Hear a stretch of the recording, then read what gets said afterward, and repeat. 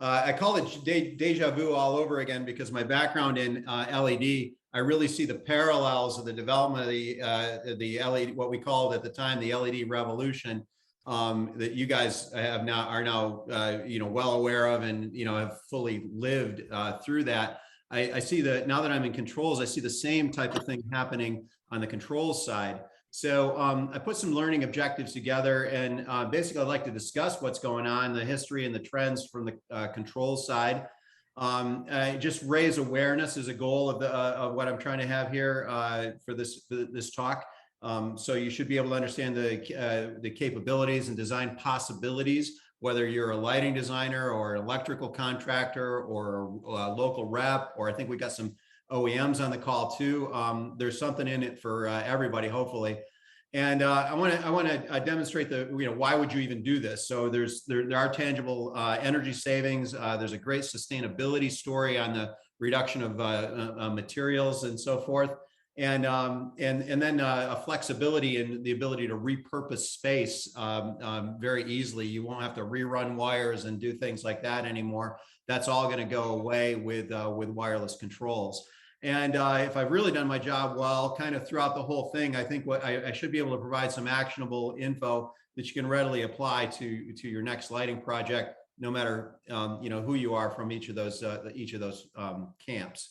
So that's kind of what the objectives I set out for myself.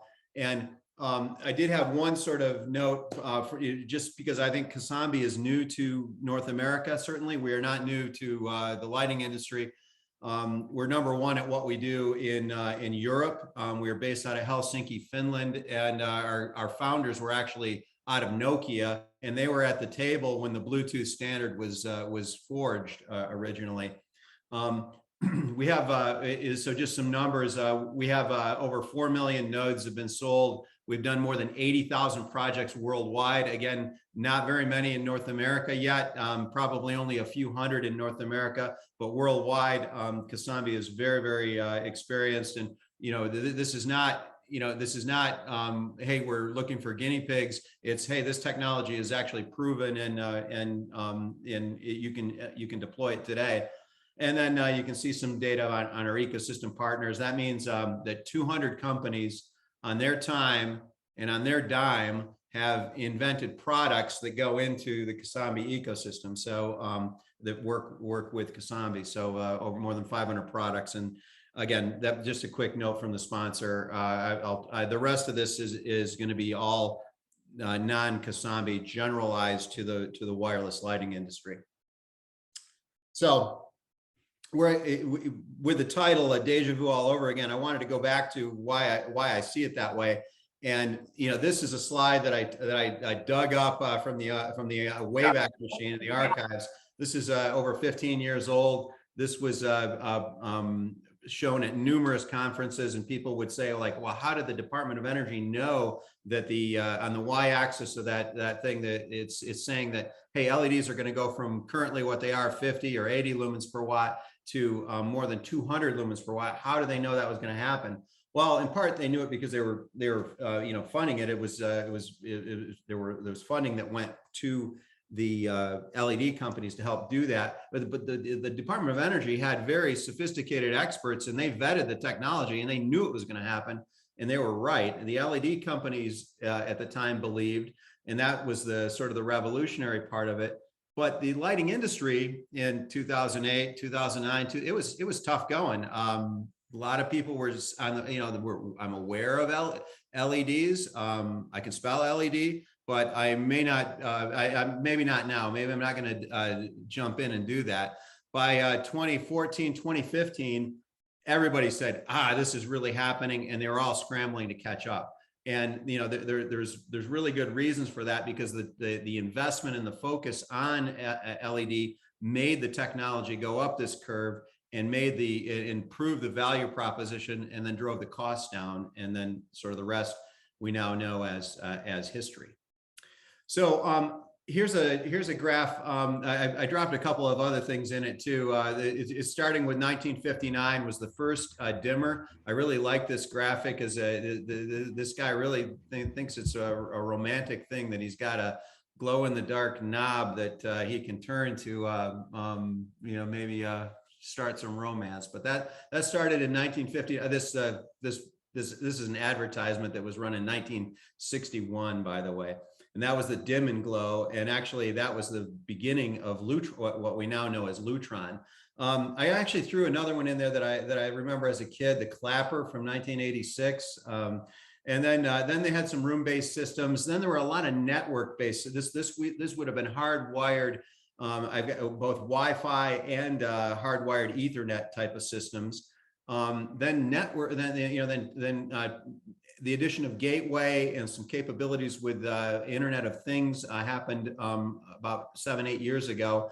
And then Zigbee showed up, and Zigbee was a great pioneering standard. It's still being used today. Bluetooth was evolving in parallel at the same time, and some of the first Bluetooth systems came out then.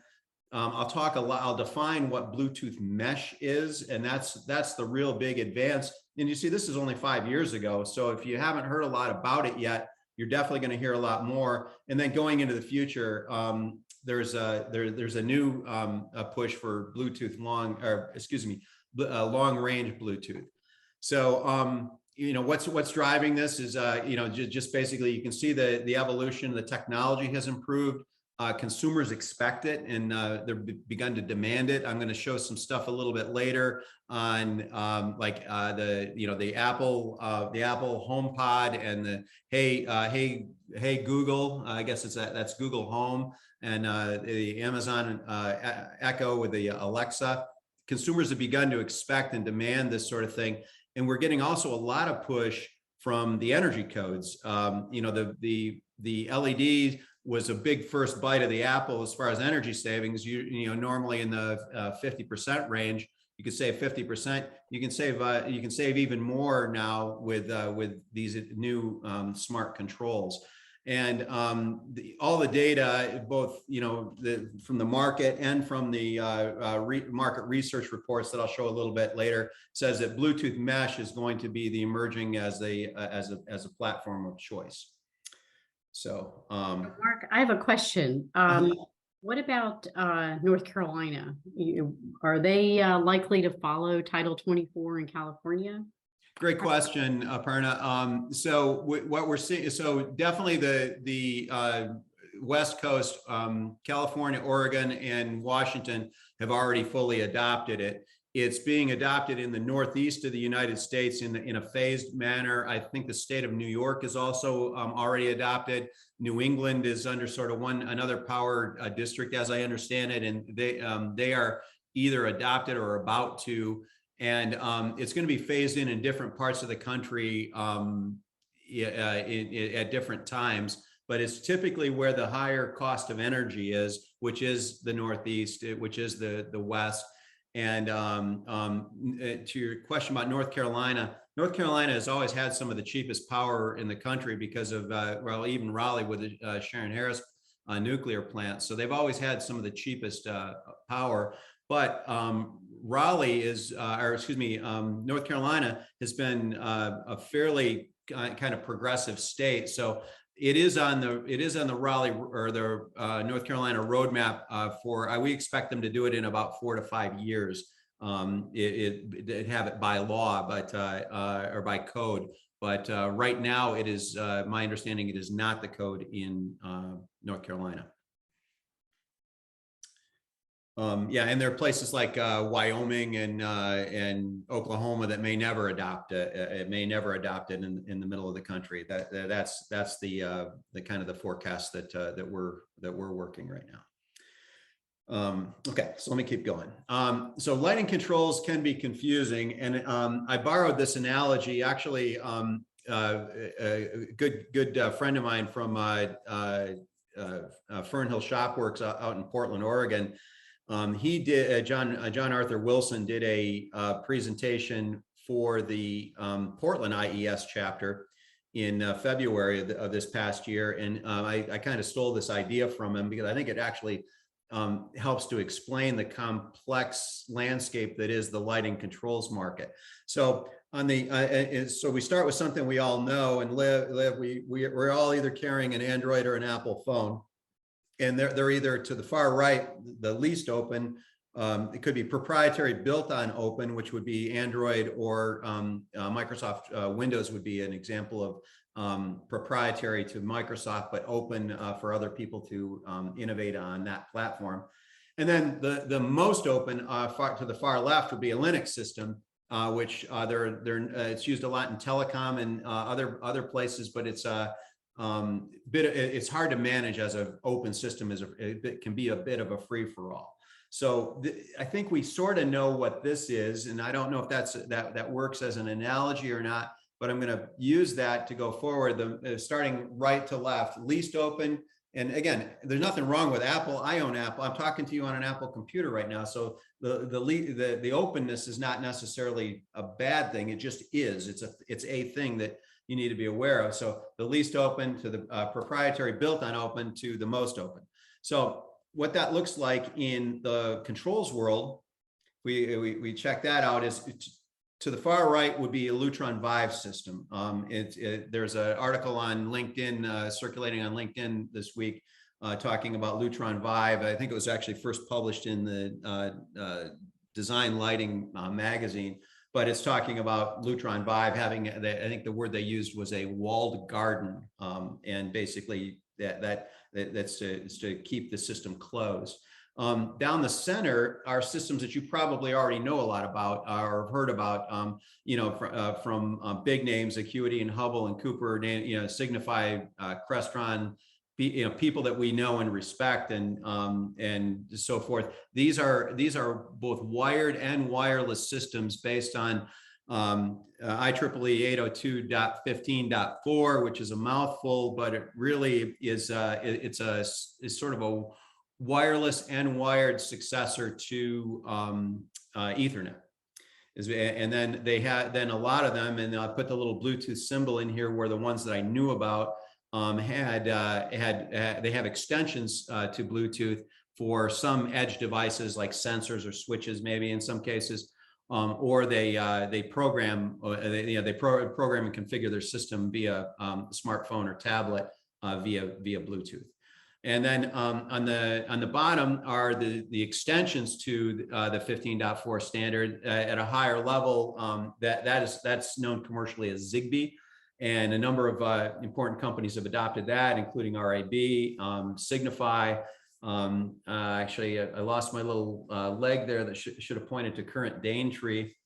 And then you've got the Cree SmartCast that some of you in Raleigh would be familiar with, and then the Lutron wireless system also. And then on the top, still staying down the proprietary but built on open lane. That's this sort of center lane of this is supposed to be, this intersection of these two circles. That's where Casambi lives. That's where one of our competitors, great company, Avion, lives. And the Cooper wavelengths system also lives there. And then on the most open side for the Bluetooth systems would be a system called BubblyNet. A company called Silver makes some good stuff.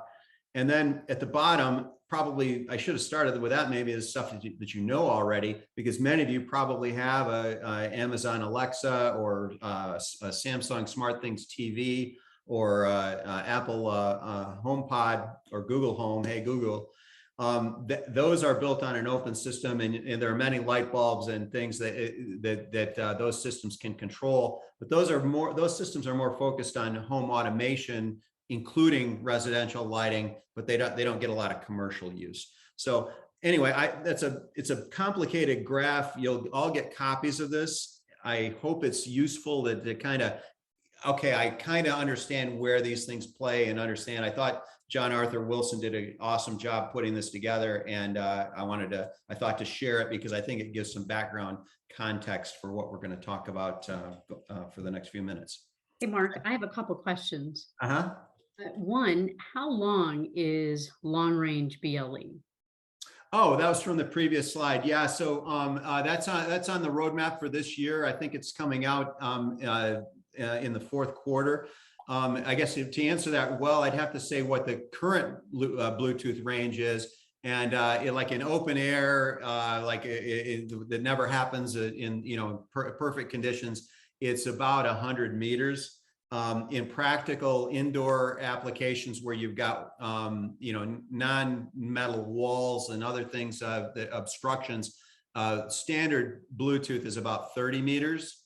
The long range takes the perfect stuff from 100 to about 400 meters, and the normal indoor stuff to about 100 meters.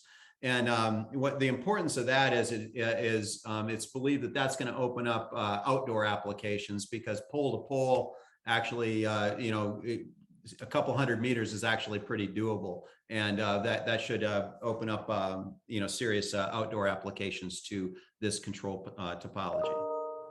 What is the Lutron vibe then? Is that all? Yeah, I don't want to go into a lot of commercial stuff, Aparna, but I think everybody can look it up for themselves. It's used in some residences. It's used in some office space as well. But it's a good system. It's just all proprietary to Lutron. Okay. This sort of tries to explain, continuing with the most open, proprietary built on open, to try and categorize some of these and some of the strengths and weaknesses of it. Starting on the, I guess I'll start on the left of the most open systems, the Wi-Fi system on the far left. That would be the Hey Google, the Amazon Alexa, the Apple HomePort or HomePod, sorry. And the great thing about, they're all based on Wi-Fi. Everybody has Wi-Fi in their house, so it's ubiquitous. But if that Wi-Fi fails, the system is down. And another strength of it is, the ubiquity part of it is that, hey, it's the same network you already have. The negative of that is, wow, what if somebody hacks it? What if somebody hacks my lights? Somehow they could conceivably get into my data. So that's a problem. So, and it is difficult to secure. So I think it's going to limit the usage of those types of things to mostly residential type of applications. I don't think you're going to have a Hey Google in your office is what we're currently thinking anyway. Also on the most open side, there were a couple of platforms that I mentioned on the previous slide that were Bluetooth, that were open. Great, they're open systems. The challenge is in that little diagram where you may have components with different firmware on it from different firmware revisions.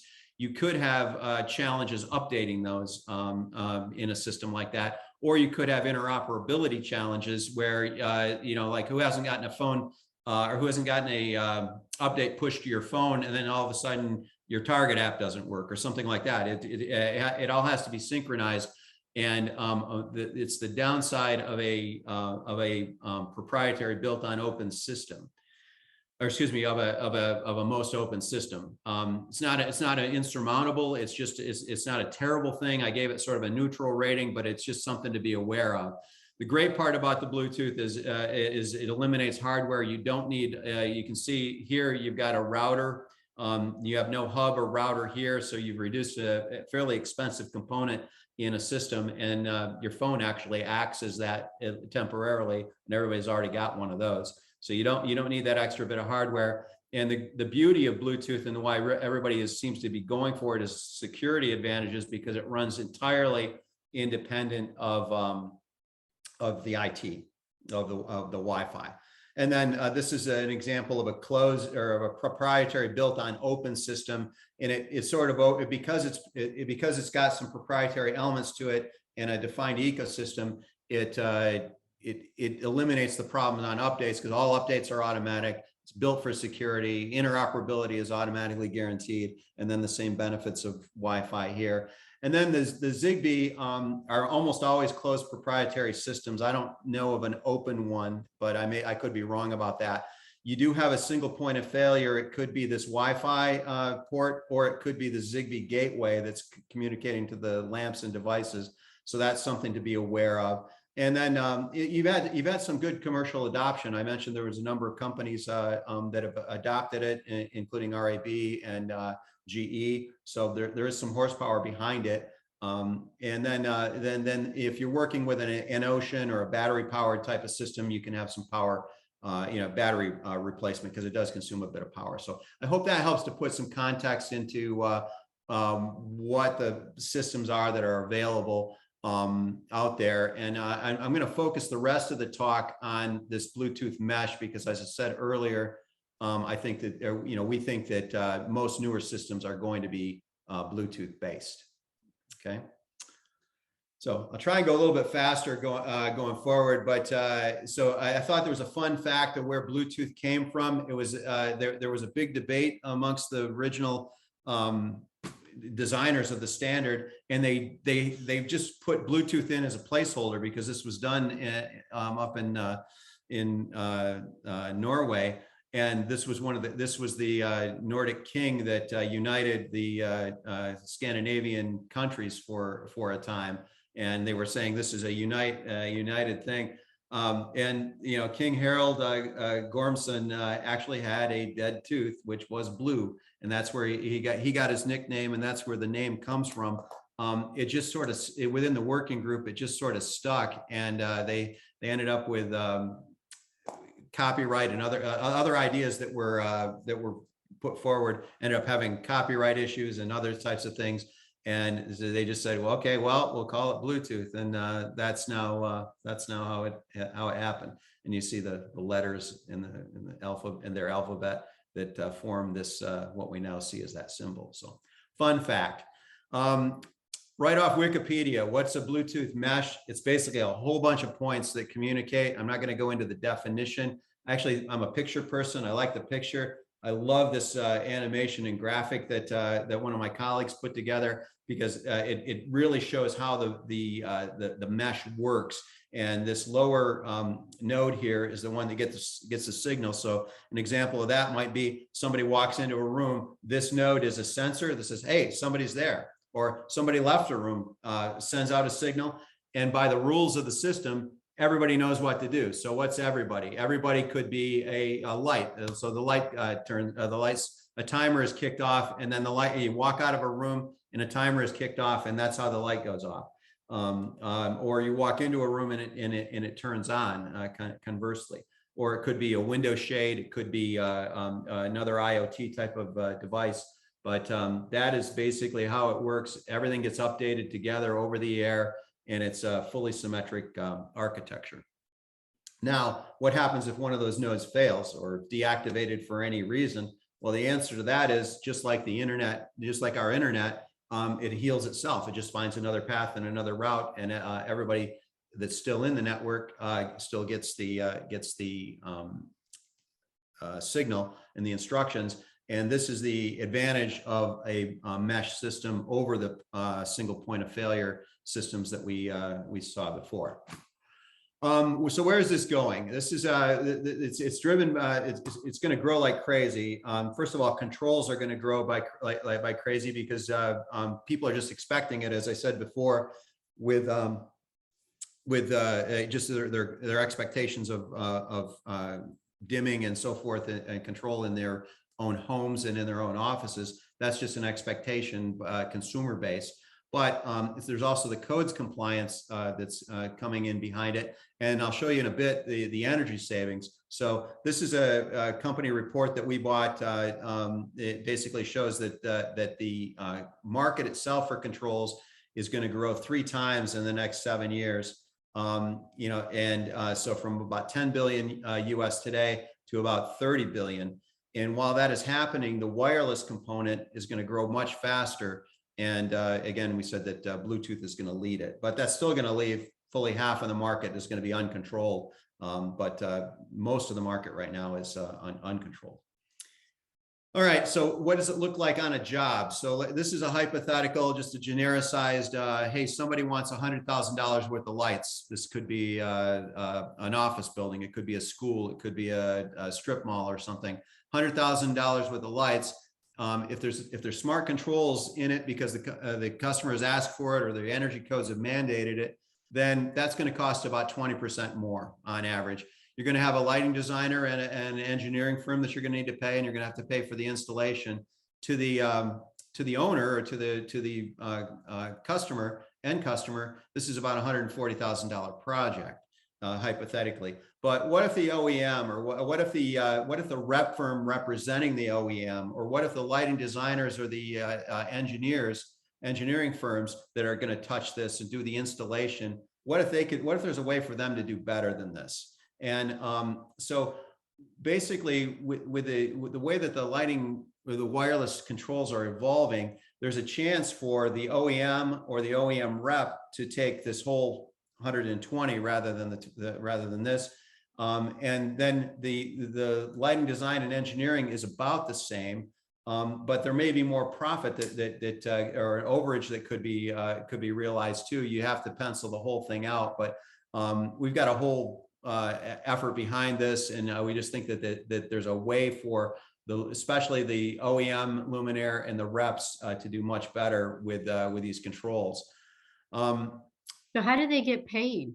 The rep firms get paid? Oh yeah, that's it. I didn't have, I'm glad you brought that up. I didn't have time to really kind of plug that in here, but and it is specific to different suppliers is one of the reasons. But suffice it to say, if the rep has the luminaires on their line, they're going to obviously get paid by the OEM for that.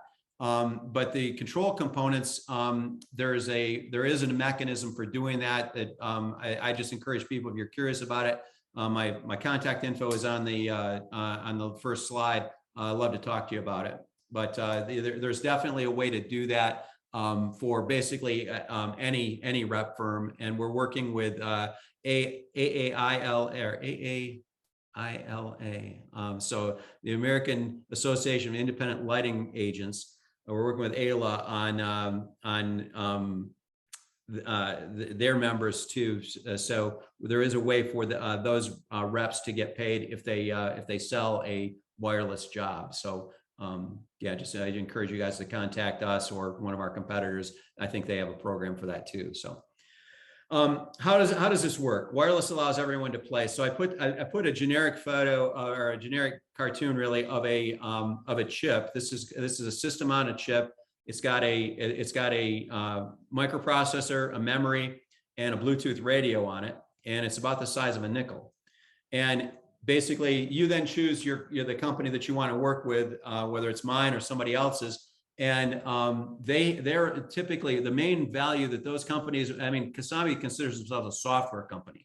So the main value that, the main value that we bring, and actually most of the people in the company are programmers, coders. And that chip then integrates easily with any other device in the system. So that could be a wall switch in this case. This could be a sensor down here. It could be this is a bad picture of a downlight, or it could be any luminaire. Here's a track head. The point is this little thing, the size of a nickel, with the software riding on it, integrates easily into anything. And once it integrates, then it talks to everything. So you mean it's attached inside the light? It is physically integrated, yes. And good question, and I'll show you how that works.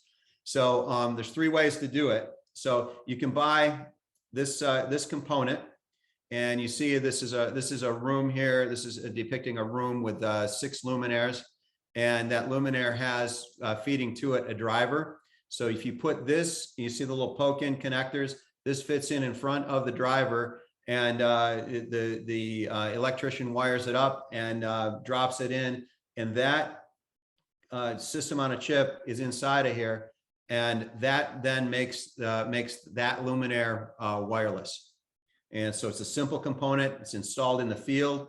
We have a lot of OEM luminaire companies partners that install them in their factory, and then they just ship an SKU that's already wireless ready.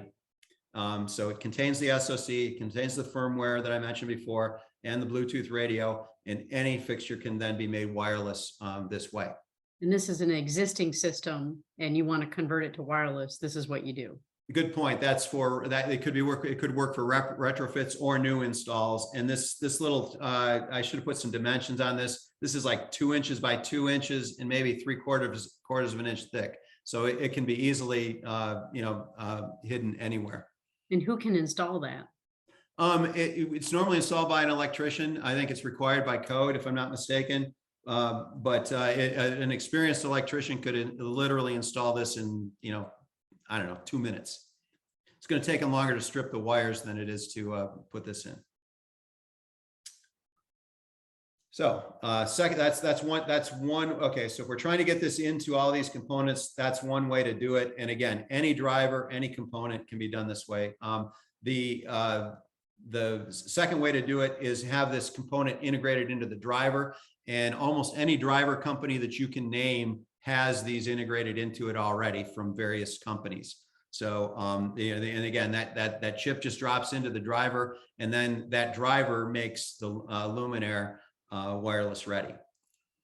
So it contains this same thing. It contains this system on a chip. It contains the firmware and the radio, and it makes any fixture wireless embedded. It's not real common to change drivers out in the field. I guess you could do it, but this is normally done at the factory, and you would order it and specify it with the wireless in it already.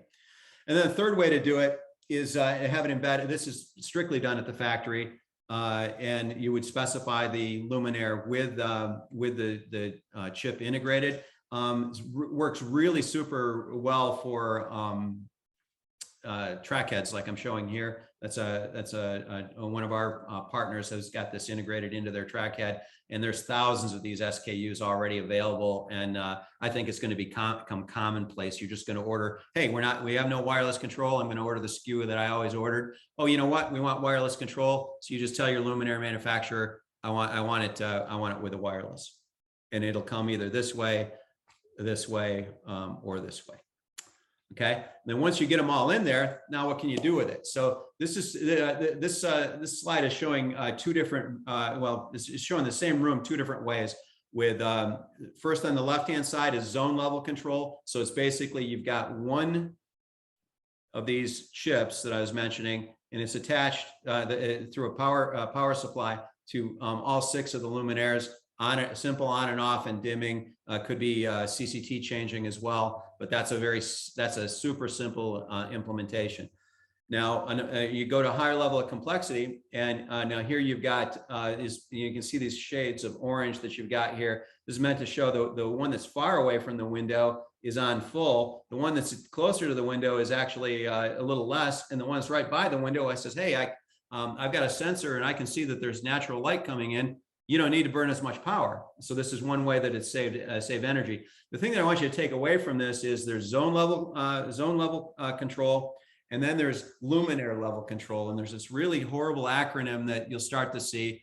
And you may hear it first from me, but it's I hate it too, but it's Luminaire level lighting control, LLLC. It's a mouthful, but you'll see it over and over again coming forward. And this is where it comes from. So what that might look like in a office environment is, you've got this maybe open floor plan.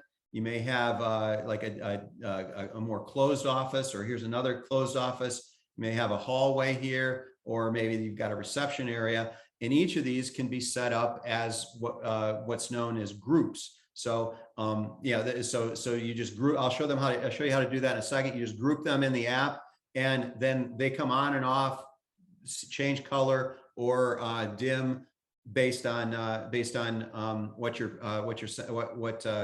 commands that you're sending to it, then these groups are controlled separately. And then another way to look at it would be to set up a scene. So this is, in this case, you can set up a nighttime scene where you've got like a minimal amount of light, just so let's say security can see if anything's happening in there, but you don't want to use all that power during at the night. You can set up a daytime scene. Let's say that you come into the office and this is a single office. This is a double, or this is the bigger office. This is the big boss over here. She comes in and works late at night. Basically, the wall switch that I'm going to show next just overrides whatever the programming is, and the office is fully lit in the evening. But so that would be more of a personal scene setup. And then there's my my team has a weird sense of humor. This is actually programmed into one of our standard packages. It's called the unforeseen scene. And basically it's like, hey, what happens when something crazy happens like COVID, and you've actually got people that come in on, odd days of the week or even days of the week. And, they work in different areas, or maybe you've got to clean and sanitize. I mean, I don't know how this would actually work, but it's just like, this is just showing that the space can be reconfigured literally in seconds on a tablet or an app if something crazy happens. And then here's the last one that says, that just points out that everybody always wants to focus on the app and say, oh, my app is so cool. And actually it's the thrill wears off pretty quickly. And people go back to, hey, I want a wall switch, or I really want the thing to have sensors activated when I walk in and trip these functions. So yeah, they all work together, hands free. You don't have to play with the app every day or every week, or maybe not even every year. So, but there's the app. So it's very sophisticated. It's easy to use. You're not required to have a gateway, which is like the router you have at your house, and it doesn't need to connect to the internet. So again, there's no IT concerns. And then we can add a gateway that would do energy monitoring and things like that, which I'm going to show you here in just a second. The way this works is, let's say that those luminaires showed up and you populated them into let's make it an office. And the first time you walk into that space, they're all out there signaling, I'm here, I'm here, I'm here, I'm here. And you turn on your app and you go, oh, they're there. In fact, here's a challenge. I mean, maybe where some of you are working in any sort of building that's got adjacent offices, if you download the Casambi app and check it out, you can actually see other people's network. You can't get into them, but you can see how many that there are around you. At a typical trade show, we'll see probably 15, 20 networks. The booths are being controlled with it. But what you then do is you set up a network. So it's like, hey, you guys are all on my team, and it's just a click, click, click, click. They're all on your team, and then they get that signal that ripples out through the mesh, like I showed you on that cartoon before, and they go, hey, we're all on this team, and now they form that mesh network that I was showing. And then you can set up the groups that I showed before. So you set up the office scene, you set up the unforeseen, you set up the nighttime scene. And to set up the groups, and then you set up the scenes. And the thing I want to mention about scenes is that they can overlap different groups even. So you could have this one maybe in the reception area, this one may be in the work area, but the nighttime scene has one of those on from each of the individual groups. And then if you want to share and open this up, you can open this up either permanently or temporarily. If you want help, say like, hey, we're having trouble programming this, then just like you can do with your computer, you can open a channel, and then you can close it, and it's closed for good from a security standpoint. So how much does the app cost, or their subscription fees and things like that? And oh, yeah. So I think this is true of everybody. All wireless suppliers. The apps are generally free for download from the App Store or the Google Play Store, and there are no subscription fees. So it's just free. So like commissioning, I mean, it looks like, why wouldn't you want to use your phone to commission? Or a tablet? Well, you would use a phone or a tablet. Everybody would do that. And now the question is who does it? Now I mentioned that we have tens of thousands of these networks running already, and almost to a person, the first time you do one, you're going to ask for help. Like you're just going to be nervous. This is going to break. It's not going to work. I don't think it's going to be right. I can't speak for everybody, but we'll put somebody on a plane, we'll roll a truck, and we'll go out there and do it for you the first time. Almost everybody does it themselves the second time. And I'll give you some examples of that in a second. But we actually activate about 10,000 networks a month now. And 95% of those we never even touch. They just appear even momentarily on our on our system, and we know that hey, there's a system in, name it, Cincinnati, that's just started up. So that's it's so intuitive that you can. In fact, we're doing one in Austin right now, and the local electrical contractors we had to send a guy out. We had him drive down from Dallas, and they said, he says, there's got to be something I'm missing. It can't be this easy. And they commissioned, it was a parking deck, and they did it, outdoor parking deck. They commissioned the whole thing in like an afternoon. So security often comes up, and I'd be remiss if I didn't address it somewhere. I thought it was probably best to address it right after the app. Basically, just like we're familiar with UL certification, they're devices that talk on the internet, or talk wirelessly, have a security standard called IOXT. This isn't really well known in lighting, but it's you already own many devices, including your phone, that has gone through this certification. Television other appliances that you own have this already. All the big consumer electronics people subscribe to it.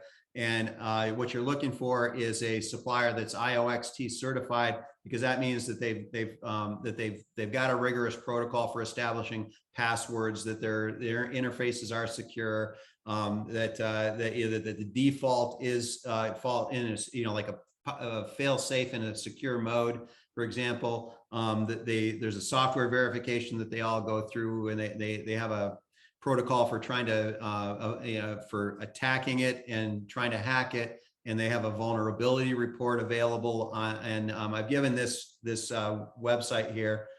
This is generic for all products. There's a search tool on this website. You can even search your own products that you may own different already, but basically they've got this vulnerability report, and they'll say, hey, when the renewal date is. But all to say, if you look for an IOXT certified system, you know that it's going to be secure. If it's Bluetooth, you know it's going to be independent of the IT infrastructure. And because of that, we've already deployed stuff. I'm going to show you in a minute in airports, air traffic control towers. We do lots of healthcare and hospitality, where the HIPAA requirements are very stringent. Initially, the IT department completely freaks out. Then we talk to them, and they go, "Oh, okay, it doesn't touch the IT. It doesn't touch our Wi-Fi." Okay, then they can't get in. So and then they're also appreciative of the IOXT thing in that scenario. So you'll want to look for that if you're choosing a partner in that space. Then we start to get to the savings and why you're actually doing this. And one of the main thing is I said before, if you're going to save 50% on the LEDs, there's another big savings that's available by controlling doing daylight harvesting, managing the window shades, dimming the levels, or shutting stuff off with occupancy. And there's many controls with that, and integration to BACnet management. Building management is also a big deal for basically reporting and capturing the savings, and then also reporting that to for code compliance, which is coming everywhere eventually, and rebate qualifications. The DLC gives rebates now for systems that are that's already happening. DLC will give a rebate already on systems that use wireless and do have DLC recognition. So, Mark, what is the downside? What would be the downside of a pure wireless control system? Wow, good question. Yeah, I'm stumping you there. Yeah, that Looks too good to be true. I guess people would there are people that would prefer a wired system. I guess just from a they probably would probably raise concerns of if your data point is 4 or 5 or 6 years old. You saw that evolution on the second slide. There was some stuff that came out that wasn't so stable and wasn't so good, and you would say, hey, I tried this once and it really didn't work too well. it's time to try it again. Just like there were people in 2013, 2014 that were still trying to figure out whether to replace their HID lamps. They, like, oh, I tried LED 5 years ago and it sucked. Well, yeah, LED in 2008. I think I saw David Randolph on the phone here. David can attest that LEDs kind of sucked back then. But who would, times have changed. So it is a stumper for me, Aparna. I don't know why you wouldn't use it, but I'd be open to good arguments for it. Let me just show you a couple of things. So I'm trying to speak to different audiences. So, hey, if you're a lighting designer, I'd say, wow, if this is a new palette for you to paint with. You can make some stunning effects that you just can't do otherwise. You can go into some spaces that you just can't otherwise go to. And as I said, this startup is really, really quick and easy. Here's some examples. Let's see, at the top here, this is the library at Oxford University that was shown as the library in some of the Harry Potter movies. This is a beautiful gallery in Italy, and here's a Ferrari dealership that we did. This is in Spain. This is a nightclub, and that's got some pretty cool lighting layers and effects there. This is the gosh, I was trying to memorize it, but I've forgotten the name of it. It's this is an outdoor stadium looking down from a airplane or a drone. This is outdoor light stadium. This is where in Greece where the original Olympics were held, and it's just an ancient place. But here it is with all this modern lighting, and they can do all these cool effects turning on and off. It's pretty cool. And then this one is I actually mistaken. I thought it was a crypt, but I actually did the research on it. It is an excavation under the Colosseum in Rome, and it was a former palace of Nero that Nero was having built before Rome burned, and he was asked to leave unceremoniously. Anyway, but this is they wanted they did all the archaeological excavation and all these beautiful paintings and things on the walls, and they said, how this is all made of stone. How the heck are we going to get lights or control into here? And that's how they did it. So anyway, switching to basically for the engineers, people that are going to have to install this thing or design this thing. It's basically the design process is really simple. And you see one of the main things that you eliminate is this switch leg. These switch legs cost about $200 per. And if you've got a fairly big job, that can be thousands of dollars of just switch legs and cable that you don't have to pull. And then here's this purple control line that's a 0 to 10. Basically, I've talked to installers that say, like, I can't tell you how many times we'll put one of these in and just one of them doesn't work, and we've got to debug it and find out where the kink was and find out there's a wire nicked, or find out we've got a polarity. It's like, basically, I never want to debug another 0 to 10 control line. Well, this is it, because all you have to do is run the power. And the beauty is now, LED gave us a big step forward because we don't have to have as big breakers, and that sort of thing. This is another step forward, is that the light doesn't, or the wireless now doesn't care where the power comes from. So you don't have to worry about, a lot of complex routing and things. It's basically do what's easiest to get 120 or 240 to these lights, and you're done. And the radio takes care of the rest.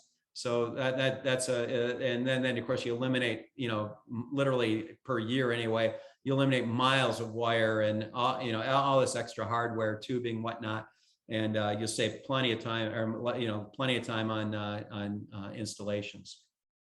I'm going to go through really quickly because I know we're probably we're running a little bit late. Yeah, we're running a little low on time, actually. I wanted to open it up. If there's any questions, feel free to put them in the chat box and we'll pick them up. And thanks, Aparna. I'm going to go pretty quick through these installations. This I put in the brochure that was sent out. This is a museum in Newport, Rhode Island that we just did. It has about 800 track heads that are in here. And the thing here is this is a historic building on the National Registry, and it has these beautiful timbered ceilings. They just did not want to see wires running all over it. And then they also had the problem that this space is used as it's a working museum, and they're changing exhibits around, and they want to change the lighting around easily. But it's actually used just as often as a fancy place to have a reception or a wedding event, or local events are done there, and they wanted to be able to change the lighting for that. This was perfect for that application. This one is in Montreal. This is a 5-floor building, about 20,000 square feet of each floor. This type of ceiling is becoming more and more common. I know there's a lot of them in Raleigh. I remember going to them before, but this particular customer just did not want to see all those wires, and this was a perfect solution for them. The rub here was this was all the lights were installed during COVID, and we couldn't send someone to Canada because of the travel restrictions. And so they did the lighting contractor, or the electrician, had never seen a system like this, was dead set against it, got his arm twisted, and they had to put it in and go, well, it's on you if it doesn't work. We got the guy on the phone, and he was a little bit testy the first couple of times, first couple of minutes rather. And through the first call, we got him almost all the way there. He called us back one more time, and the thing came online. So that just sort of just shows kind of how easy it is to do that. This is a hospital in Ireland. This has 10,000 nodes. It's a giant facility, and they've also integrated the lighting and the sensors with another system that they had in the hospital to recognize if a patient gets out of bed or falls out of bed, and alerts the nurse station. And there's a bunch of other IoT overlays to this installation. Big security concern as well because of the HIPAA stuff. And then the HIPAA equivalent, of course, in Europe. And then the other thing is this is both indoor and outdoor. And you'll find a lot of the wired systems or the existing systems really work well indoors, or some of them work are outdoor only, but there's not one that really branches both or bridges both indoor and outdoor, and Bluetooth makes this easy. This is Ledra Brands, their headquarters in Irvine. That's about a 20,000 square foot facility. This was also done done at COVID time, and they did all the work themselves with just one phone call from us.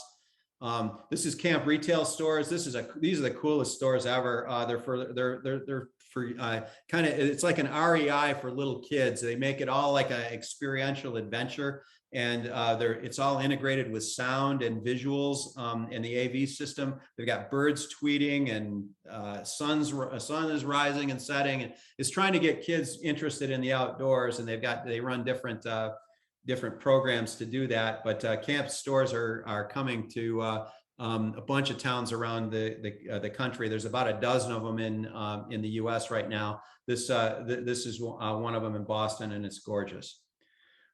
This is an outdoor application on the waterfront in Miami. I'll kind of blow through that one pretty. I guess the thing there is it's color changing, and it's shown as pink right now. But these luminaires are the ones that are on the system. Not all of the stuff, obviously, but just these pink ones.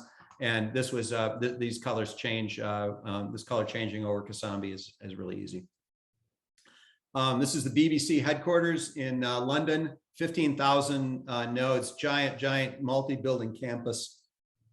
And this is an airport in Helsinki, Finland. And you can imagine the security requirements to get through the vetting process at an airport. This is a really big deal. And then this is my last slide, and I hope we left enough time for questions, but I'll wrap it up really quickly and just say, I hope you guys see the same connection that I do to the parallels to what happened in LED. This is I feel like we're about at the same point in wireless as we were maybe in the 2013, 2014 timeframe. And Bluetooth wireless is going to lead it because of the energy savings, the ease of installation, the labor we talked about. I think there's a sustainability story on materials.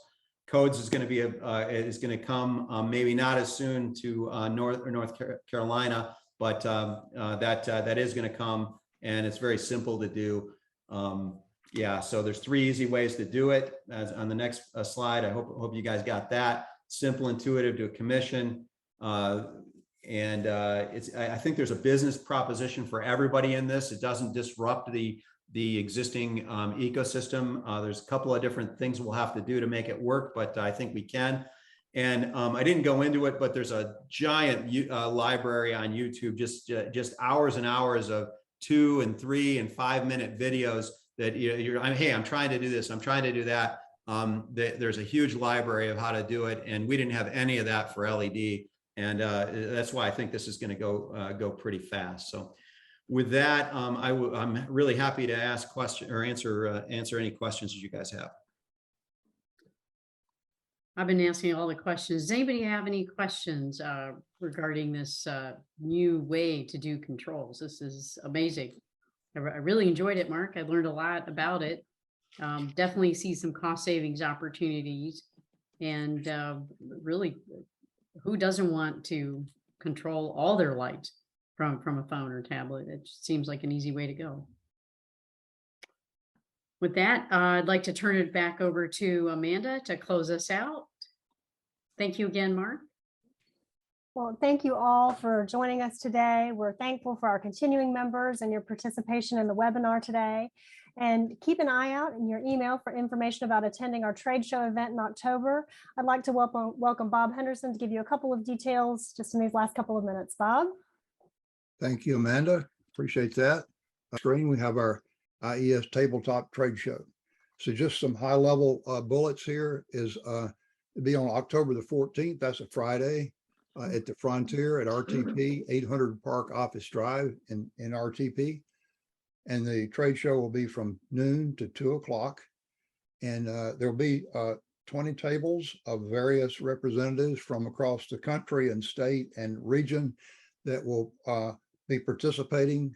Is focused in the local area, but there will be others that will be coming in as well. And so each one of the folks that gets a table will be offered and will present 5 minutes on one product. So instead of a speaker, we will have presentations. You're going to learn a lot about the one particular product. And then you want to, if you have any more questions, you can go and visit that table. And then there'll be some drawings that'll be done through. So if you drop your business card in the bowl, you will be eligible to win some things that we'll have. And then, so we will also have at the section a table that would you'd be able to answer. We'd be able to answer some questions and give you information on becoming an IES member. And the emerging professionals, definitely the membership is much less expensive as anyone that's been in lighting for 5 years or less. And so the cost of the event will be $5. Just a registration. You can register either before the event and watch your email, because there'll be a registration that we'll send out through Eventbrite for that, or you can pay at the door, and a box lunch will be provided. And that's it. So we're looking for a really big time to explode in the Raleigh, Durham, Chapel Hill area. Come out and learn. Thank you, Amanda. Nice. Thank you. We look forward to seeing you at the trade show.